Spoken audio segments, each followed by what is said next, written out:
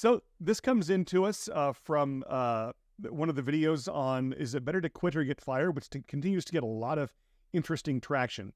And the question is this: hey, I made mistakes and the senior manager would not effectively train me. She would throw twigs and sticks of information, which sounds kind of painful, and expected me to master the process. It doesn't work like that.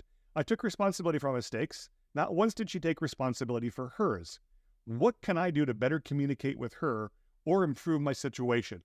There's a lot going on there, Mark. What would you do with this question? Yeah, look, I would confront this person with the situation as I see it, were I in that person's shoes.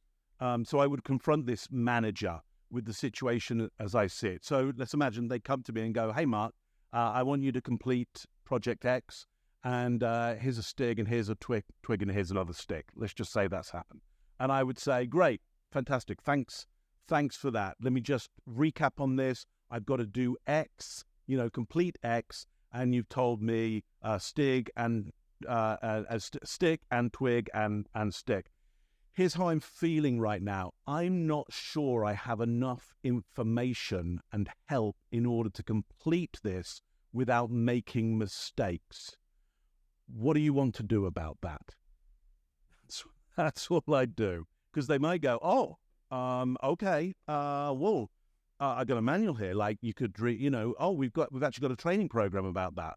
Or they might go, yeah, well, that's all I've got. So I guess you're going to make mistakes, and I guess that's okay, or they're going to go, no, that's the information you get. We have more information, but that's all you get. And if you make mistakes, that's your fault.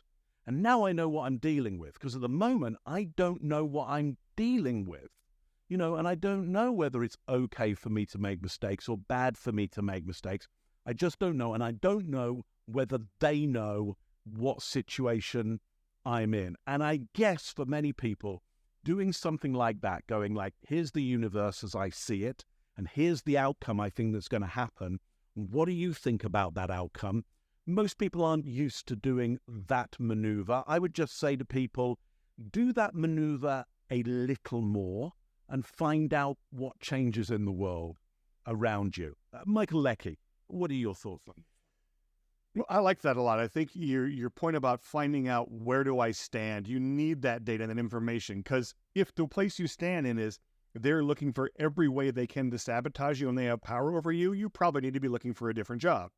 But it may not be that. And most of the time, as our friend Michael Bungay-Stanier says, he said, most of the time you are not wearing a spandex superhero costume under your clothes and you have an arch enemy out to get you. Most of the time, they just have a different agenda or needs than yours. And so what you did there really aligned the agendas, or at least tried to align them to see if they could be aligned. The other thing I might think about here, in addition to that great advice, is the person said, I made mistakes. Have they owned up enough to that, or have they claimed that? And I'm not saying to do it just to be humble and self-deprecating. One of my professors and mentors in life, Dr. Chris Worley, used to refer to what he called putting emotional bricks on the teeter-totter. And he said, if you put some emotional bricks in the teeter-totter, people kind of feel like doing the same. And so if you want them to own up to their mistakes, you might need to start again by owning up to yours. Say, I know in the past I did this, or one time I did this and didn't work out, or early on in our relationship, this happened. There was a mistake that I made. I don't want to make that mistake again. And this is the information I need, or here's the universe as I see it, and do what you said. That might make them feel a bit more like, well, they're owning up to some mistakes. Maybe I should search and see if there's any mistake I can own up to here to kind of, restore the emotional teeter-totter balance. So I think that you need to find out where you stand, and you need to invest a little in that relationship emotionally and see what happens. I mean, the worst that can happen is that you kind of find yourself in the position you think you are now, which is, she's not taking responsibility and she's not going to help me. So your worst case scenario is you're right. Yeah. But the best case scenario is you're wrong and things can actually recover from there.